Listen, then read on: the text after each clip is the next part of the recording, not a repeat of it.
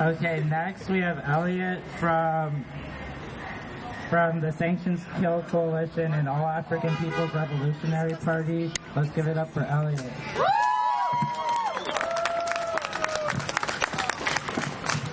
This world and U.S. imperialism. It is an evil that has repeatedly proven a determination to steal the labor and dignity of every exploited person on this planet.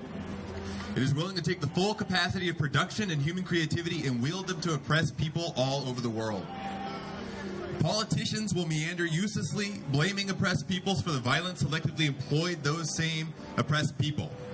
These politicians will decry the barbarity and the savagery of foreign enemies until they are frothing at the mouth, eager to unleash a genocidal machine the likes of which our planet has never seen. Should any of our people resist in the slightest of ways, we know how they will answer. If we seek self-determination and elect not to sell out our own people to international banks and American military bases, they do not leave us alone.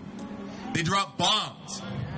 They don't just drop bombs, they drop more bombs than our minds can fathom. When the goal was to fight the Nazis, the U.S. military couldn't be bothered to drop too many bombs. They were afraid they might kill too many Europeans.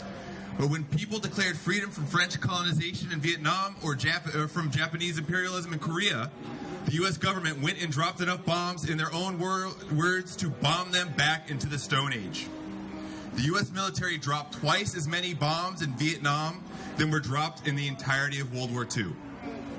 Today, U.S. imperialism has found more useful tools, some may say more tactful ways, to ensure that instead of bloody images on our televisions of bombs and dead GIs, they can starve out millions of people across the world through economic sabotage. They don't call it sabotage, though. They call it sanctions.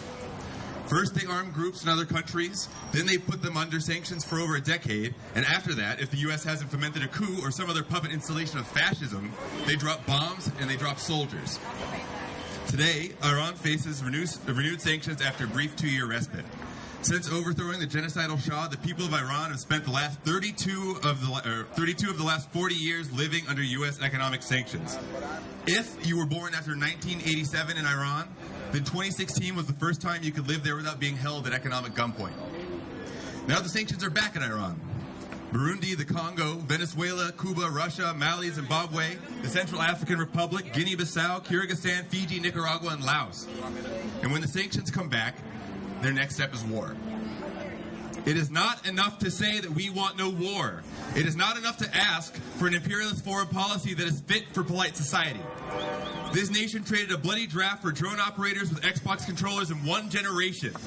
It is not enough to cry over dead shoulders and wasted public funds. So long as there are people around the world who are unwilling to become American markets, military bases, sources of raw materials, or cheap labor, there is a promise of imperialist war. Our duty as human beings is to do more than state our opposition to continued warmongering and exploitation. We cannot go home from here and think that we can return to our lives as if our work is done. First, we gather here, together to demonstrate our numbers and our willingness to organize in solidarity. Now, it is necessary for every one of us to organize and halt this imperialist machine.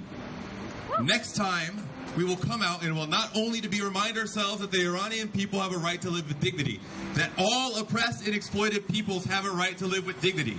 It will be to demonstrate how our numbers have grown and how every one of us is working to ensure the life and dignity is no longer stolen in our name.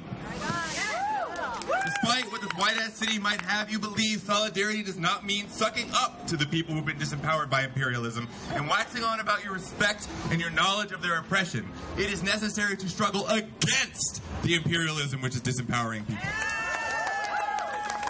Join the Sanctions Kill Coalition in organizing to defeat the sanctions that currently are in place against 1/3 of the world. Beginning on March 14th and 15th, we will be holding events and demonstrations not to only raise up the necessity of understanding imperialist economic sabotage, but also the importance of disrupting it and ending it. Thank you.